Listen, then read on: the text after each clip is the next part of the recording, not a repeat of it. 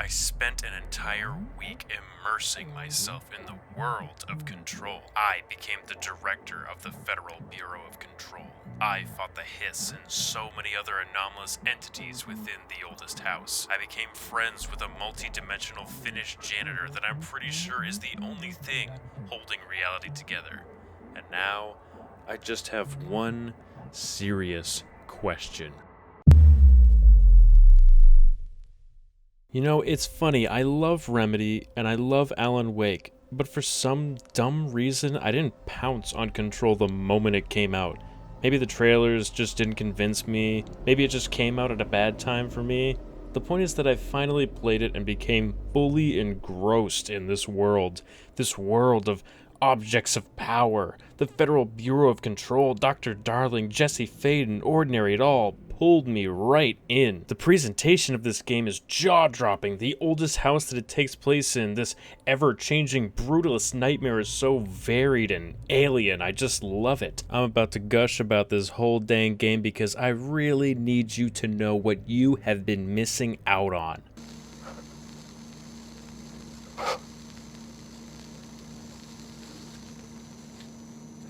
You play as Jesse Faden, who has been told by a sentient voice in her head to go to New York City and to investigate the shadowy Federal Bureau of Control. As a child in her hometown of Ordinary, and yes, the town's name is as subtle as a brick, but that's the point, her brother Dylan and her came across a slide projector, and then nothing weird happened. The end.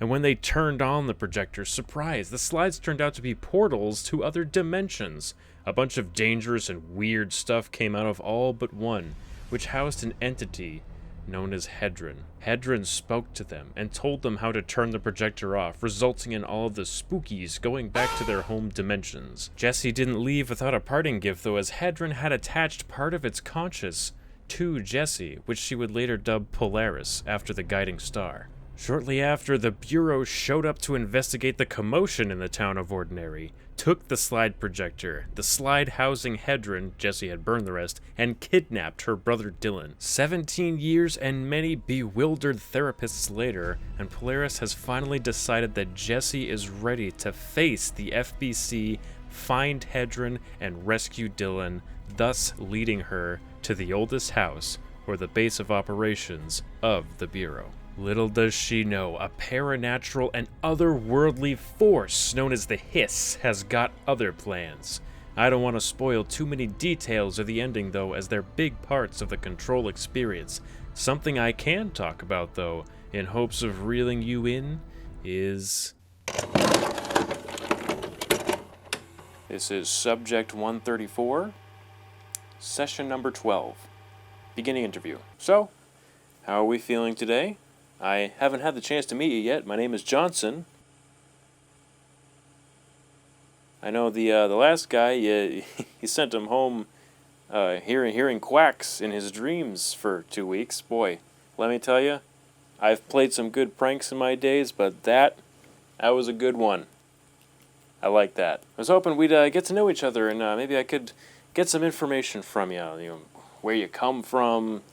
Yeah, where you were before you were here, how long you've been around, you know, just want to get to know you better, because it seems like nobody else has had much luck with you. Look, I know that it's not fun sitting here talking to us in these cold rooms, and you probably don't like me much, but let me sweeten the deal for you. If you communicate with me today, then I'll get you 5 extra minutes in the tub with extra warm water and your favorite lilac bubble bath soap. I know how much you like that. I read your record.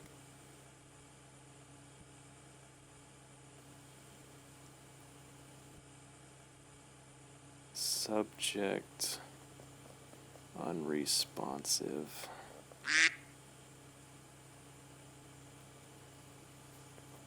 Would you like me to include the horse I rode in on?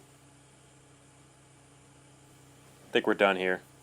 If you're a fan of Twin Peaks, X-Files, BioShock, Deadly Premonition, SCP, Dead Space, brutalist architecture, company-wide memos, and, things that are good, you'll like Control. Jessie periodically reacts to things with an internal voice, effectively letting us know what she's thinking at all times.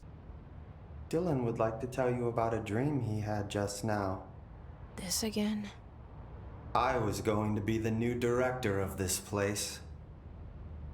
I helped you get a job here, so that we could be together.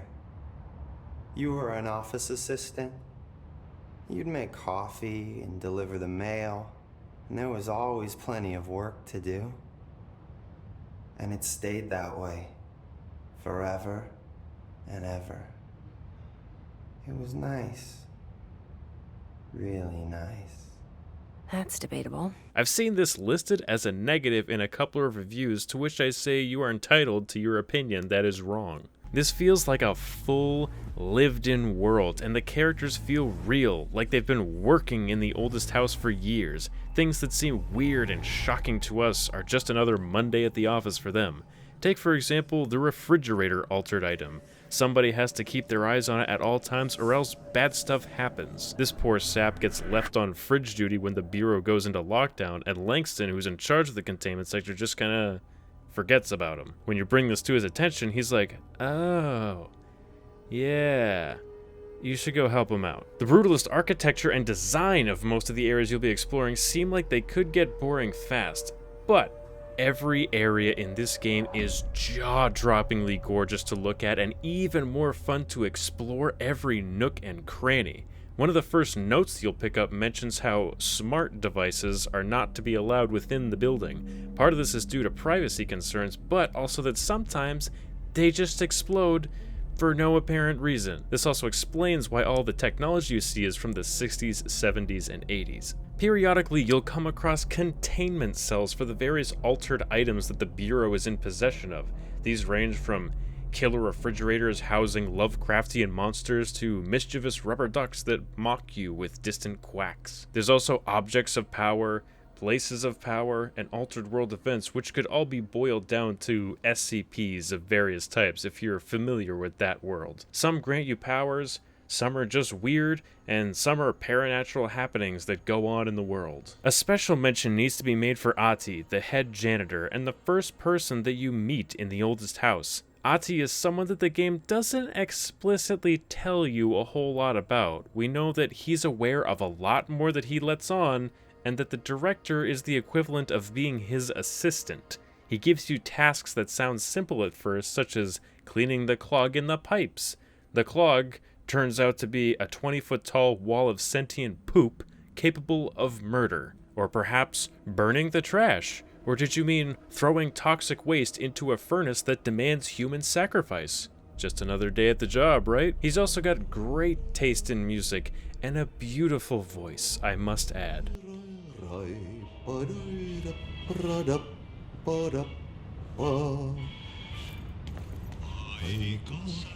Hey, excuse me.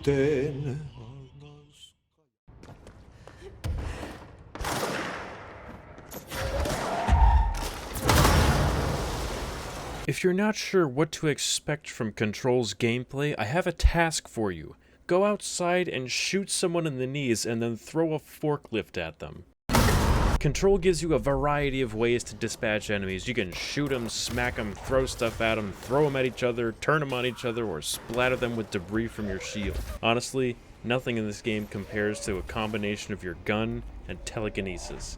Control has easily the most satisfying telekinesis of any game ever, and a big part of that is how destructible and fluid the environments are. Even if there's nothing nearby to pick up, Jessie will just grab some concrete and rebar from the floor like an animal. Everything in the game can be destroyed or picked up. I don't know how this game does it, but there is constantly debris and loose paper and whatnot flying everywhere. Almost every fight becomes a chaotic ballad, a feast for the eyes, and although you dish out a lot of damage, you also crumple like a paper bag from a few solid enemy attacks. Aggressive play is heavily encouraged because your health only recovers when you pick up health drops from dead enemies. You need to be up in their face, dishing out pain at all times. Exploration is also heavily encouraged with a healthy amount of side quests and hidden areas. Truly every aspect of this gameplay and level layout was greatly cared for, and you'll feel it from the moment you enter the oldest house to the moment the credits roll. The Hiss make for great enemies too. The variety in enemy units, from basic soldier units, snipers, heavy grenade and minigun soldiers, to ever-persistent floating corpses that explode near you, and telekinetic masters that rival Jesse's signature powers. They keep you on your toes. Can't forget about the moldy boys either. Can't go without mentioning these bad boys that go ghost, sneak up on you, and shotgun you into the next life. You might be thinking, oh wow, it's some kind of Hiss bird. No. That's a human body with the skin and flesh flayed open to resemble the wingspan and tail feathers of a bird. Eat your heart out, Isaac Clarke. Bosses get a special mention here too, because the main story doesn't really have any. It has mini-bosses that show up as normal enemies later on, and all the real bosses show up in the side content, and they're frankly pretty dang cool. They're all pretty fun to fight and usually give decent rewards, not to mention you hardly get any explanation where they come from. They're just these terrifying things that exist for no particular reason, and as such, it's your job to shoot them in the face. And now, for one of the most stunning aspects of Control.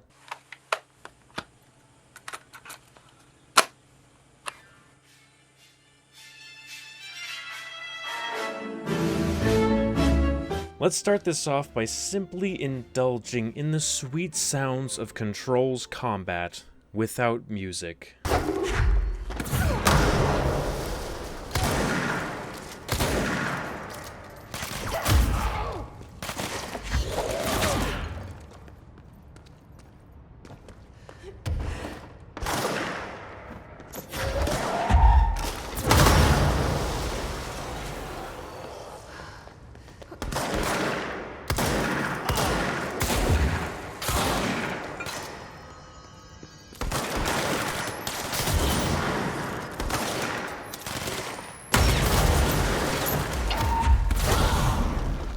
Sound design is so critically important in any video game for elevating it to something truly special. Crumbling concrete, ricocheting bullets, the screeching of the hiss, concussive blasts from the service weapon, the whoosh of a dash that saves you from an oncoming missile, all beautiful, but pales in comparison to the best sound effect in the game.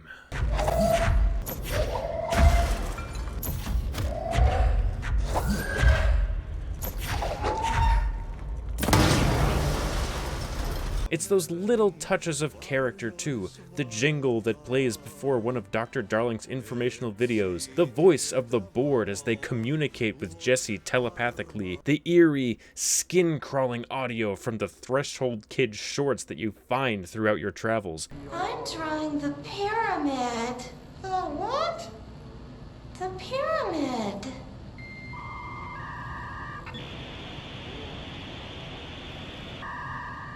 What's a pyramid?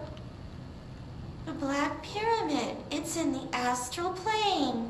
Airplane? Every sound so deliberately stands out that playing this game with headphones or an incredible surround system is the only thing that truly does it justice.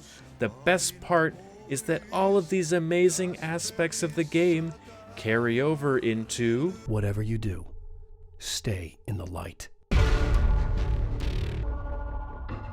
I won't spoil too much, but the DLC for Control is fantastic. The Foundation carries on beyond the main story and further expands on the lore of the oldest house in the board. AWE connects Control to Alan Wake in a fun way that is honestly perfectly believable. It incorporates some of the light mechanics from the aforementioned game for some light puzzle solving and boss encounters. If you enjoyed Alan Wake, and you should, you'll love the AWE expansion and the possibilities it creates for future titles. If you pick up the Ultimate Edition of the game, you get both DLCs included, and the base game is on Game Pass if you've got that. Control is so many great things put together that even if you don't love one or two parts, you'll probably still enjoy the other parts enough to play it through all the way. All of the side content is surprisingly robust, enjoyable, and rewarding. Jesse's perseverance, Dr. Darling's pursuit of all things sciencey and paranatural, Ahti's mysterious aura, and many other characters fill in the blanks within Control's world.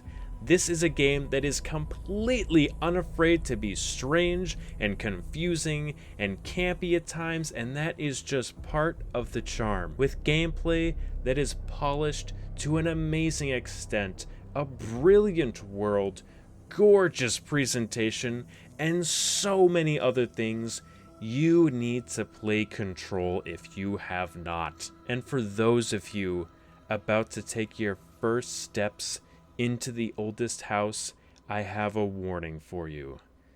Things are about to get weirder than usual.